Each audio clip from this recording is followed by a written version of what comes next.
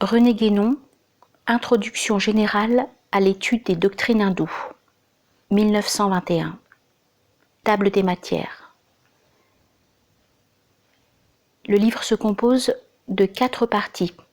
Première partie, intitulée Les considérations préliminaires, contient 6 chapitres. Le premier, Orient et Occident. Le second, La divergence. Le troisième, Le préjugé classique. Le quatrième, Les relations des peuples anciens. Le cinquième, Question de chronologie. Le sixième, Difficultés linguistiques. La deuxième partie, intitulée Les modes généraux de la pensée orientale, contient 10 chapitres. Le premier, Les grandes divisions de l'Orient. Le second, Principe d'unité des civilisations orientales. Le troisième, Que faut-il entendre par tradition? Le quatrième, Tradition et religion. Le cinquième, Caractères essentiels de la métaphysique. Le sixième, Rapport de la métaphysique et de la théologie. Le septième, Symbolisme et anthropomorphisme. Le huitième, Pensée métaphysique et pensée philosophique. Le neuvième, Ésotérisme et exotérisme. Le dixième, La réalisation métaphysique. Troisième partie, Les doctrines hindoues.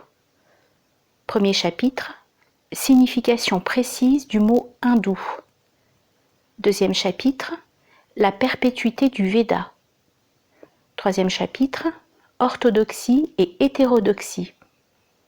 Quatrième chapitre, À propos du bouddhisme. Chapitre 5, La loi du Manu. Chapitre 6, Principe de l'institution des castes. Chapitre 7, Shivaïsme et Vishnuisme. Chapitre 8, Les points de vue de la doctrine. Chapitre 9, Le Nyaya. Chapitre 10, Le Veshishka. Chapitre 11, Le Shankya, le Sankhya. Chapitre 12, Le Yoga. Chapitre 13, Le Mimamsa.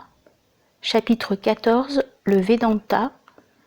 Chapitre 15, Remarques complémentaires sur l'ensemble de la doctrine. Et chapitre 16, L'enseignement traditionnel. Et enfin la quatrième partie, intitulée Les interprétations occidentales. Chapitre 1, L'orientalisme officiel. Chapitre 2, La science des religions. Chapitre 3, Le théosophisme.